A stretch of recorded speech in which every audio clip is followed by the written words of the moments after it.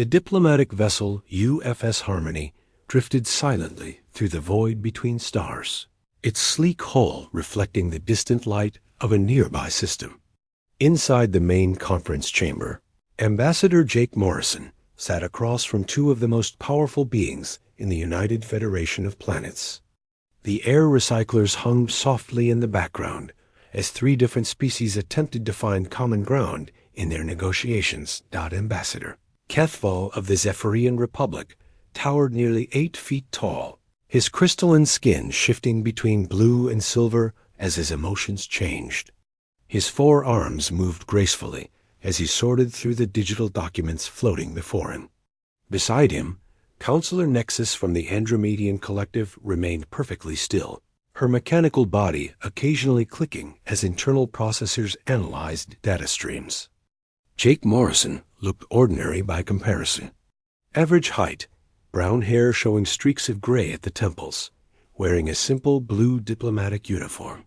He had been representing humanity in these membership talks for 3 months now, and today would determine whether Earth and her colonies would gain full membership in the Federation. The negotiations had gone well. Humanity's technological contributions impressed the review board. Their military capabilities earned respect. Their cultural adaptability showed promise for integration with other species.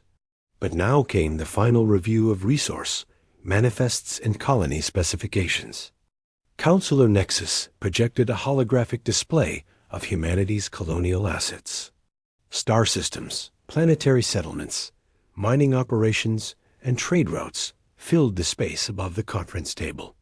Her synthetic voice carried no emotion as she read through the standard categories. Military hardware allocation appears adequate, she stated. Medical facilities meet Federation standards. Educational systems show acceptable diversity. Transportation networks demonstrate efficiency ratings within normal parameters. Ambassador Kethval's skin shifted to a pale green as he focused on the data. His species valued thoroughness above all else, and he examined every detail with careful attention. The Zephyrians had been part of the Federation for over 2 centuries, and their methodical nature made them excellent reviewers for new member applications. Industrial capacity exceeds minimum requirements, Kethval added, his voice carrying the musical quality common to his people. Resource extraction methods comply with environmental protocols. Population distribution across colonies shows sustainable growth patterns. Jake nodded politely as they worked through the list. He had seen this process dozens of times during his diplomatic career. The Federation took membership seriously, ensuring that new species could contribute meaningfully to the collective good while maintaining their own cultural identity. Counselor Nexus paused as her optical sensors focused on a particular entry in the manifest. Her head tilted slightly, a gesture she had programmed to indicate curiosity. There is an unusual classification in your colonial supply allocations, she said. Item designation reads, Standard Human Survival Kit, Universal. Distribution Model. Could you clarify the nature of this resource? Jake leaned back in his chair, a slight smile crossing his face. He had wondered when someone would notice that particular line item. That's our basic colonial starter package, he explained. Every human settlement receives them as part of standard colonization protocols. Kethval's 4 arms moved in unison as he pulled up additional data screens.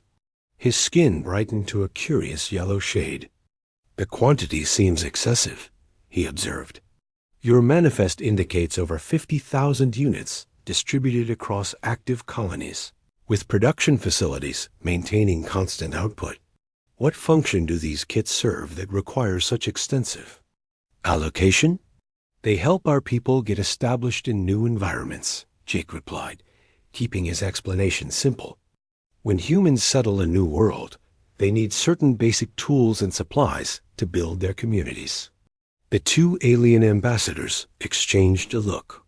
Nexus's optical arrays flickered as she processed this information against her knowledge of other species' colonization methods.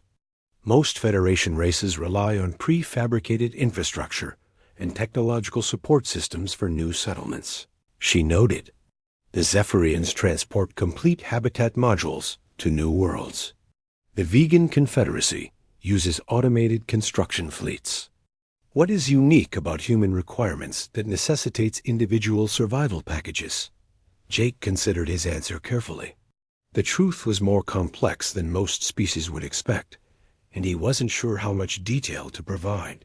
Humans prefer to maintain a degree of self-sufficiency in their colonies, he said. These kits help ensure that individual families and small groups can establish themselves even in challenging circumstances. Kethval's skin shifted through several colors as he contemplated this response. His species had long since moved beyond individual self-reliance, depending instead on complex social and technological networks. Could you provide more specific details about the contents and purpose of these survival kits? He asked. I could arrange a demonstration, Jake offered. One of our vessels is currently docked at the nearby station. Captain Lisa Rodriguez has extensive experience with colonial operations, and I'm sure she could provide a detailed overview of our standard equipment. Counselor Nexus's mechanical fingers drummed against the conference table as her processors worked. A demonstration would be informative, she agreed. However, we are curious about the strategic implications of such widespread distribution. Do these kits contain advanced technologies? Weapon systems? Resources that might provide military advantages? Jake chuckled softly. Nothing that exotic, I'm afraid. They're quite practical in nature. Captain Rodriguez could bring one here within a few hours if you're interested in seeing the contents firsthand. The two alien ambassadors looked at each other again. Their species had very different approaches to problem solving, but both valued thorough understanding before making important decisions. The question of human survival kits had sparked their curiosity in ways that standard military or industrial assessments had not. We would welcome such a demonstration, Kethval said, his skin settling into a warm gold tone that indicated pleasure. If humanity is to become full members of the Federation, we should understand all aspects of your operational methods. Jake activated his communication device and sent a message to Captain Rodriguez. Her response came quickly, confirming that she could arrive within 3 hours with a standard kit and appropriate personnel for the demonstration. He relayed this information to his alien colleagues, who seemed satisfied with the timeline. As they waited for the demonstration to begin, the conversation shifted to other topics. They discussed trade agreements, defense protocols, and cultural exchange programs. But Jake noticed that both ambassadors kept returning to questions about human colonization methods and survival strategies. He began to realize that this simple request for clarification might reveal more about humanity than all their previous negotiations combined.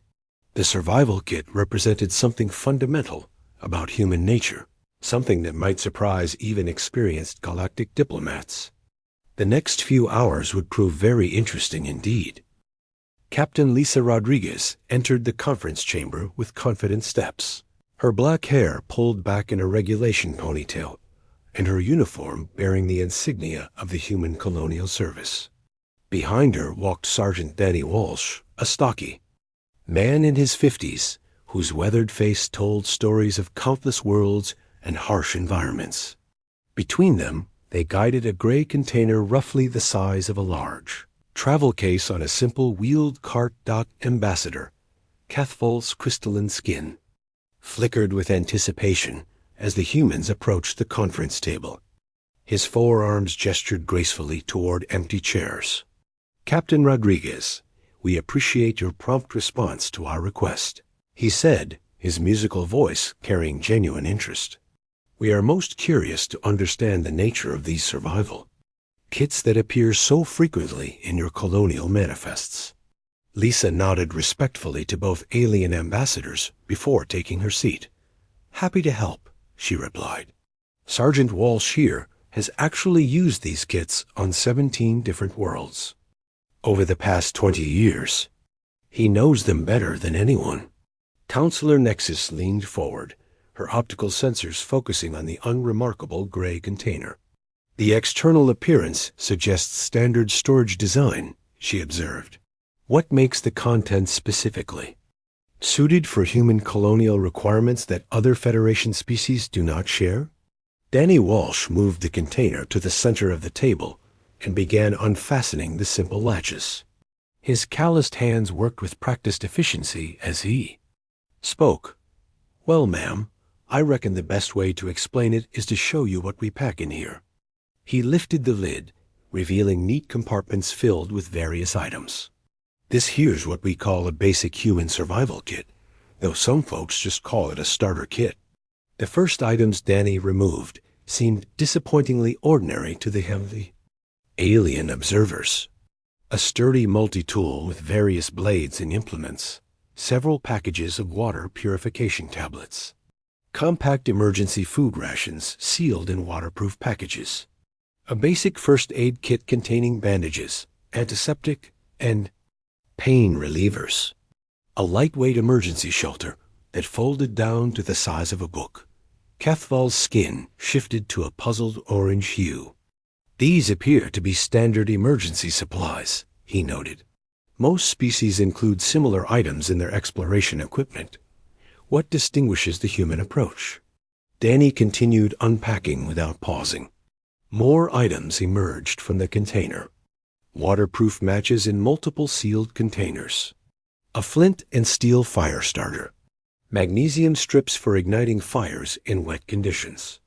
A bow drill kit with detailed instructions.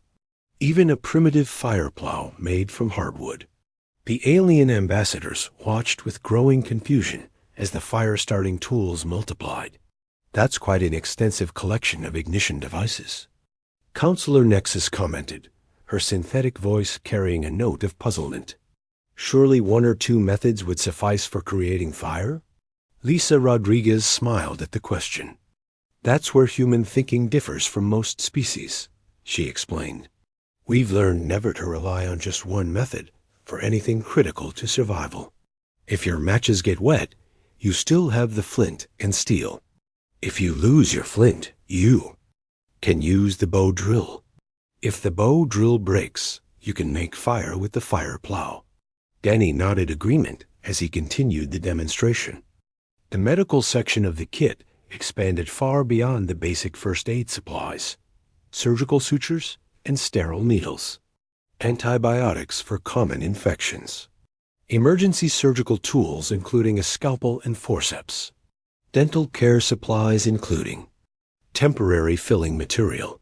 Even supplies for emergency childbirth, including sterilized cord clamps and blankets. Your medical preparations seem extensive for individual colonial families. Kethval observed, his skin now cycling through various shades of confusion. Do human colonies not maintain proper medical facilities? They do, Lisa replied, but human settlements often start small and isolated. Sometimes a colonist gets hurt or sick before proper medical support arrives. Sometimes natural disasters cut off communications. Sometimes you just end up farther from help than you planned. Every human learns basic medical skills because you never know when you might be the only person available to help someone. Danny unpacked more items that puzzled the alien observers. Fishing hooks and strong fishing line. Wire snares for catching small animals. A compact bow with arrows. Detailed instructions for building traps and hunting tools from local materials. Food preservation supplies including salt, smoking materials, and containers for storing meat. Counselor. Nexus processed this information against her knowledge of other species.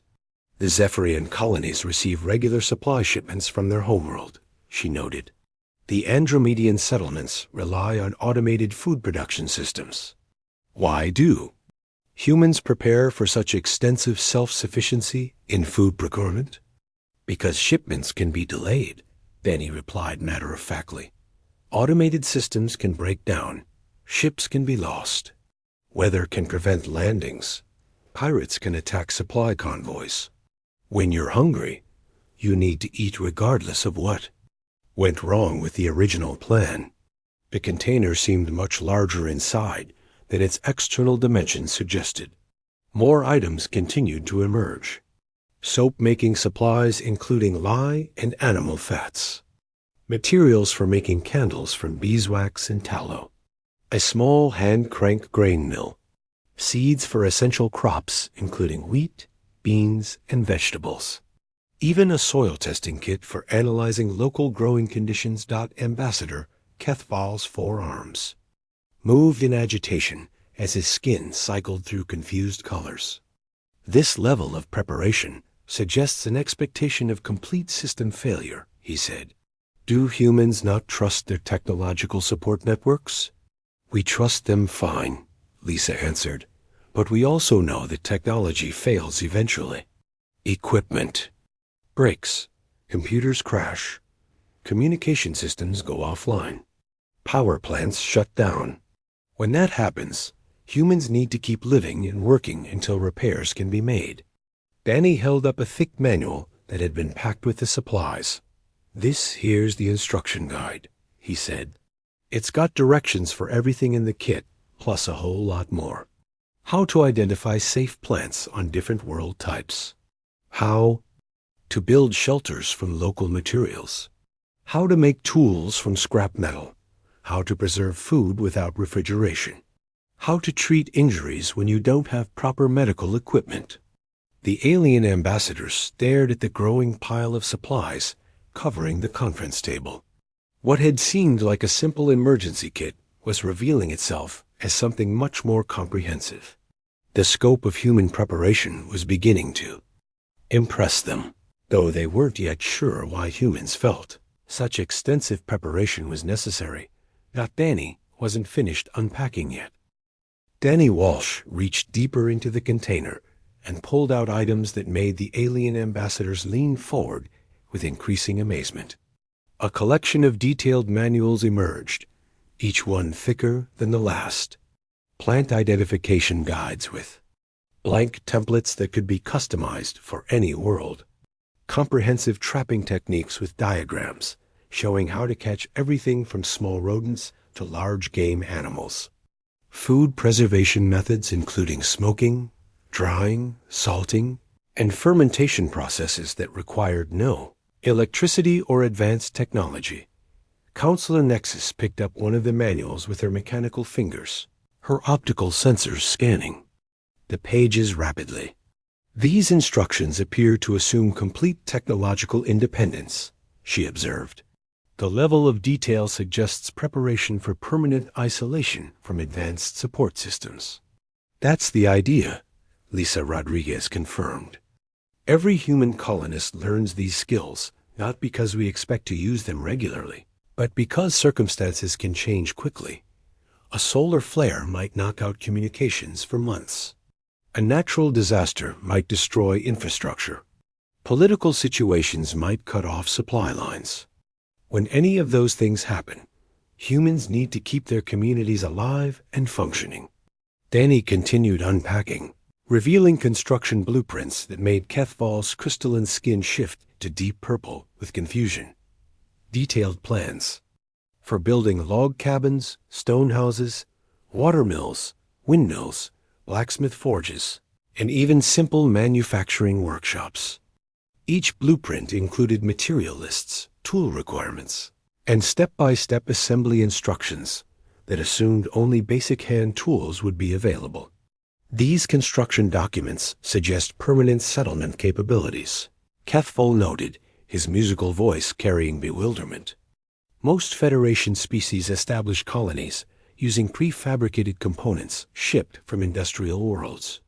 Why do humans prepare to construct everything from local materials?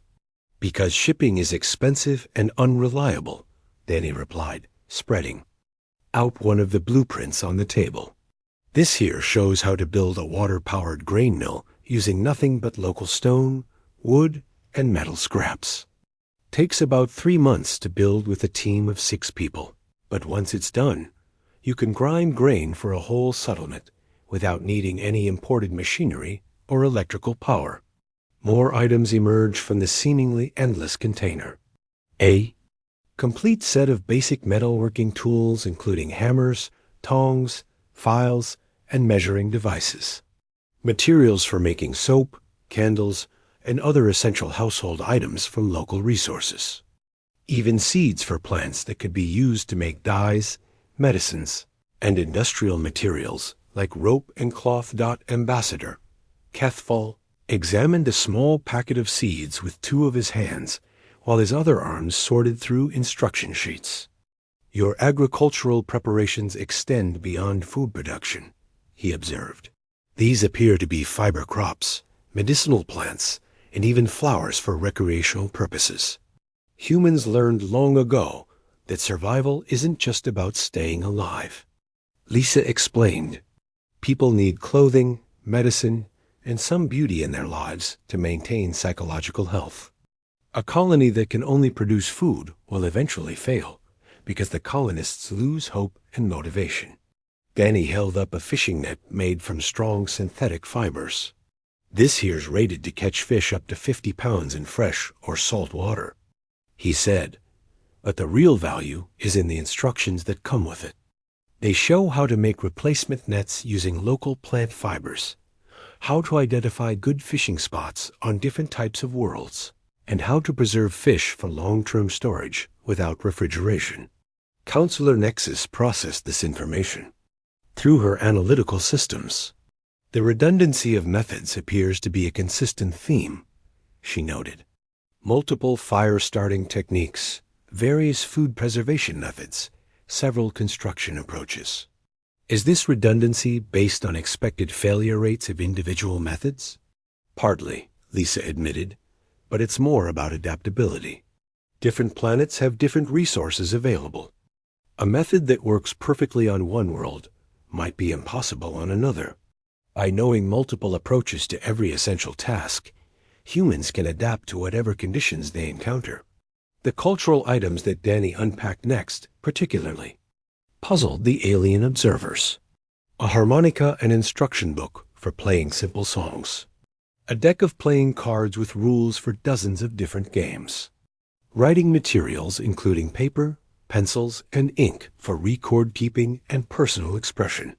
Even recreational reading materials including poetry, short stories, and historical accounts. These items serve no obvious survival function, Kethval observed, his skin cycling through confused colors. Why include recreational materials in emergency survival equipment? Danny smiled as he demonstrated the harmonica, playing a few notes of an old folk song. Because humans go crazy without music, games, and stories, he explained. I've seen colonies fail, not because they couldn't grow food or build shelter, but because the people got so depressed and isolated that they gave up trying. A little music in the evening, a card game with friends, or a good story can make the difference between a thriving community and a bunch of people just waiting to die. More practical items continued to emerge. Water collection and storage systems that could gather rainfall, dew, or even extract moisture from air. Detailed instructions for digging wells and testing water quality using simple chemical indicators. Methods for creating activated charcoal filters and sand. Filtration systems that could purify almost any water source. Lisa picked up a compact weather monitoring kit that included a barometer, thermometer, and wind measurement tools. Human weather prediction might seem primitive compared to satellite systems, she said, but when your electronic weather station breaks during a storm, knowing how to read natural signs can save lives. The alien ambassadors watched in growing amazement as more specialized tools appeared. A complete set of leatherworking supplies for making clothing, boots, and equipment from animal hides. Materials for making rope, baskets, and containers from plant fibers. Even supplies for making primitive but effective weapons, including spears, arrows, and slings. The scope of these preparations exceeds anything in Federation records, Consular Nexus stated, her synthetic voice carrying something approaching awe. Most species rely on specialized professionals for these various crafts and technologies. Do all humans possess these diverse skills? Every human child learns the basics. Danny confirmed. We might not be experts at everything, but we know enough to get by until we can learn more or find someone with better skills. The idea is that any group of humans should be able to rebuild their entire way of life, starting from almost nothing. The container was finally empty, but the conference table was completely covered with an impressive array of tools, supplies, manuals, and equipment. The alien ambassadors stared at the display in stunned silence, beginning to comprehend the true scope of human preparation for survival and self-sufficiency. Jake Morrison watched the reactions with quiet satisfaction, knowing that the real revelations were yet to come. Captain Lisa Rodriguez stood up and walked around the conference table, surveying the impressive array of tools and supplies that covered nearly every inch of its surface. The alien ambassadors sat in stunned silence, their minds struggling to process the implications of what they had witnessed. She could see the questions forming in their expressions, and knew it was time to explain the deeper meaning behind humanity's approach to survival. I can see you're both wondering why humans go to such extremes, Lisa began, her voice taking on a more serious tone. To understand that, you need to know something about where we come from and what we've learned from our history. Ambassador Kethval's crystalline skin shifted to a deep blue shade that indicated intense concentration. Your species appears to prepare for scenarios that most Federation races would consider unlikely or manageable through technological solutions, he observed. What experiences shaped this approach to survival planning? Lisa moved to one of the construction manuals and opened it to a page showing detailed blacksmithing techniques. Humans evolved on a world that tried to kill us regularly, she explained. Ice ages that lasted thousands of years. Volcanic eruptions that blocked out the sun. Earthquakes that destroyed entire civilizations. Plagues that wiped out most of the population. Floods, droughts, storms, and disasters that happened over and over throughout our history. Danny Walsh nodded grimly as he picked up one of the fire-starting tools. My great-grandfather used to tell stories about something called the Great Depression, he said. Millions of people lost their jobs and couldn't buy food even though the stores were full. Families had to grow their own vegetables and hunt their own meat just to survive. People who knew how to make things with their hands did better then. People who only knew how to work with machines. Counselor Nexus processed this information through her analytical systems. Economic collapse scenarios are rare in Federation space due to integrated support networks, she noted. How frequently do such events occur in human history? Often enough that we never forgot the lessons, Lisa replied. Humans have experienced what we call dark ages multiple times. Periods when advanced knowledge was lost and people had to rediscover how to do basic things like making metal tools, preserving food, and building structures that wouldn't fall down. We learned that any civilization that loses touch with fundamental survival skills is living on borrowed time. She picked up one of the plant identification guides and flipped through its detailed illustrations. During one of our dark ages, people forgot how to read and write. Libraries were destroyed. Scientific knowledge disappeared. For centuries, humans had to relearn everything from scratch. The only knowledge that survived was what individual people could remember and pass down to their children.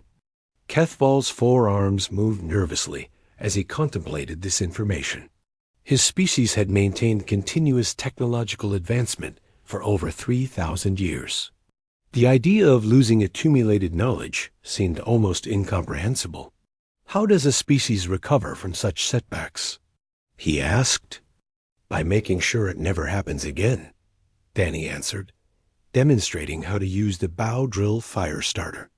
Every human child learns these basic skills, not because we expect modern technology to fail, but because we know it can fail. A solar flare could knock out all our electronics tomorrow. A plague could kill everyone who knows how to operate our factories. A war could destroy our infrastructure. When any of those things happen, the people who survive are the ones who can make fire, find food, build shelter, and take care of injuries without depending on machines. Lisa moved to the medical supplies and held up a surgical needle. Human. Space explorers learned this lesson the hard way, she continued. Early colonial expeditions sometimes lost contact with Earth for years or even decades. Ships broke down. Communication systems failed. Supply missions got delayed or lost. The colonies that survived were the ones where ordinary people knew how to doctor injuries, deliver babies, and make medicine from local plants. The alien ambassadors began to understand that human survival preparation wasn't based on paranoia or pessimism, but on hard-earned wisdom from countless generations of ancestors who had faced and overcome disasters that would have destroyed less adaptable species. The educational component appears crucial, Counselor Nexus observed, examining one of the detailed instruction manuals. These guides assume that users will need to learn complex skills under stressful conditions with limited resources. Exactly right, Lisa confirmed. When disaster strikes, people don't have time for lengthy apprenticeships or formal training programs. They need clear, simple instructions they can follow immediately. Every step is explained assuming the reader has never done it before and might be scared, tired, or injured while trying to learn. Danny demonstrated several of the tools, showing how humans could start fires in wet conditions, purify contaminated water, and construct basic shelter using only materials they might find on an unknown planet. Each technique had been tested by generations of humans in real survival situations. The redundancy you noticed isn't just about backup methods, Lisa explained. Different techniques work better in different environments. The fire plow works great in dry climates with the right kind of wood, but it's useless in wet conditions, where you need waterproof matches or magnesium strips. A human colonist needs to know multiple approaches because they never know what conditions they'll face. She picked up the harmonica and played a few notes of a cheerful melody. Even the thin recreational items serve multiple purposes, she said. Music helps maintain morale during difficult times, but it also preserves cultural knowledge. Many human songs contain information about farming, weather prediction, navigation, and other practical skills. Playing cards aren't just for entertainment. They're also tools for teaching mathematics, probability, and strategic thinking. The alien ambassadors realized they were witnessing something unprecedented in their experience with Federation species. Most races had evolved beyond individual self-sufficiency, relying instead on complex technological and social networks. Humans had deliberately maintained the ability to survive and thrive independently, even as they developed advanced spacefaring civilization. Your approach suggests a fundamental philosophical difference, Kethval observed, his skin now glowing, with a warm golden light that indicated deep respect. Most species view technological advancement as a replacement for primitive survival skills. Humans appear to view it as an addition to those skills. That's exactly right, Lisa agreed. We use technology to make life better and easier, but we never let it replace our ability to take care of ourselves. Every human settlement maintains these skills because we know that someday, somewhere, they'll be needed again. The demonstration was nearly complete, but the most profound revelations were yet to come. Ambassador Jake Morrison stood up slowly and walked to where the survival kit contents covered the entire conference table. His experienced diplomatic mind recognized the profound shift that had occurred in the room during the demonstration. The two alien ambassadors were no longer simply reviewing humanity's membership application. They were grappling with concepts that challenged their fundamental understanding of civilization and survival. I think it's time we discussed what this really means, Jake said, his voice carrying the weight of revelation. The survival kit isn't humanity's secret weapon or our most advanced technology. It's something much more important than that. It's our insurance policy against extinction. Counselor Nexus leaned forward, her optical sensors focusing intently on Jake's face. Insurance against extinction, she repeated, her synthetic voice carrying new undertones of respect. Please elaborate on this concept. Jake picked up one of the comprehensive manuals and held it carefully in his hands.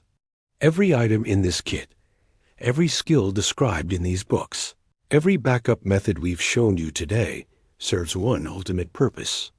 If humanity ever loses everything else, our ships, our technology, our cities, our entire industrial civilization, we can rebuild it all starting from nothing but what a few hundred people can carry. The implications of this statement struck both alien ambassadors like physical blows. Ambassador Kethval's crystalline skin cycled through rapid color changes as he processed the magnitude of what Jake was describing. His musical voice trembled slightly as he spoke. You are suggesting that humans could reconstruct your entire technological civilization using only these basic tools and knowledge? Not just suggesting, Danny Walsh interjected, beginning to carefully repack the demonstration materials. We've done it before, multiple times throughout our history. Every major human civilization that ever fell was eventually rebuilt by survivors who remembered the fundamental skills. The people who knew how to work metal, grow food, make tools, and organize communities. Lisa Rodriguez nodded in agreement. Human space colonies aren't just settlements, they're seeds. Each one contains everything necessary to grow into a complete civilization given enough time and effort. We don't hope our technology will never fail. We plan for the day it will fail and make sure we're ready when that happens. Counselor Nexus ran calculations through her processing systems, trying to comprehend the scope of human preparation. This level of redundancy and self-sufficiency suggests a species-wide commitment to survival that exceeds any precedent in Federation records, she observed. Most races become more dependent on centralized systems as they advance technologically. Humans appear to have deliberately maintained independence from such systems. Because we've learned what happens when you put all your eggs in one basket, Jake explained. The Zephyrian Republic has beautiful crystal cities and amazing technology. But what happens if your homeworld's power grid fails? The Andromedian Collective has incredible computational networks. But what if a computer virus corrupts your central databases? Most Federation species would face societal collapse if their support systems failed. Ambassador Kethval's skin settled into a somber silver shade as he contemplated this possibility. Zephyrian colonies do indeed depend heavily on supplies and technical support from our homeworld, he admitted. If contact were severed permanently, our settlements would likely struggle to maintain current population levels. That's exactly the problem humans solved centuries ago, Lisa said. We decided that any colony worth establishing should be able to survive and grow, even if it never received another supply ship. Every human settlement is designed to become completely self-sufficient within a few years of establishment. Danny finished repacking the survival kit and sealed the container, but its contents had permanently changed the perspective of everyone in the room. This kit represents something most folks don't think about, he said. It's not really about the tools or the supplies. It's about the knowledge and the mindset. The understanding that everything can be rebuilt if people remember how to work with their hands and think with their heads. Jake moved to the large viewing window that showed the stars beyond the diplomatic vessel. When humans look at a new planet, we don't just see a place to build cities and factories. We see a potential home for our species. A place where human children could grow up, learn these skills, and pass them on to their own children. A place that could sustain human civilization, even if every other human world disappeared. The alien ambassadors sat in contemplative silence, absorbing the full implications of humanity's approach to survival and colonization. They were beginning to understand that humans brought something to the Federation that no other species possessed: the ability to continue existing and thriving under conditions that would destroy more technologically dependent civilizations. Counselor Nexus broke the silence with a statement that surprised everyone in the room. The Federation would benefit significantly from human survival methodologies, she said. Our current colonial strategies create vulnerabilities that we had not previously recognized. Ambassador Kethval's skin brightened to a warm gold tone. As he reached a decision, I move to approve humanity's application for full Federation membership, he announced formally. However, I also request that humanity consider sharing their survival knowledge and training methods with other member species. Jake smiled broadly, recognizing the successful completion of months of diplomatic work. We'd be honored to share what we've learned, he replied. Humans have always believed that teaching survival skills makes everyone safer. A more prepared galaxy is a better galaxy for all of us. Lisa and Danny exchanged knowing looks as the formal membership approval was recorded. They had expected to demonstrate emergency equipment to curious aliens. Instead, they had revealed the philosophical foundation that made humanity uniquely suited for the challenges of galactic civilization. As the meeting concluded and preparations began for humanity's formal induction into the Federation, Jake reflected on the day's events. The simple question about survival kits had opened a window into human nature that impressed even experienced galactic diplomats. More importantly, it had established humanity's role not just as another member species, but as teachers of the fundamental skills that ensured long-term survival. The survival kit demonstration was over, but its impact would influence Federation policy for generations to come. Humans had proven that sometimes the most advanced approach to the future was remembering the wisdom of the past. Captain Rodriguez and Sergeant Walsh prepared to return to their ship, knowing they had successfully represented not just human technology or military capability, but the enduring human spirit that refused to accept helplessness in the face of adversity. The galaxy had just become a more resilient place.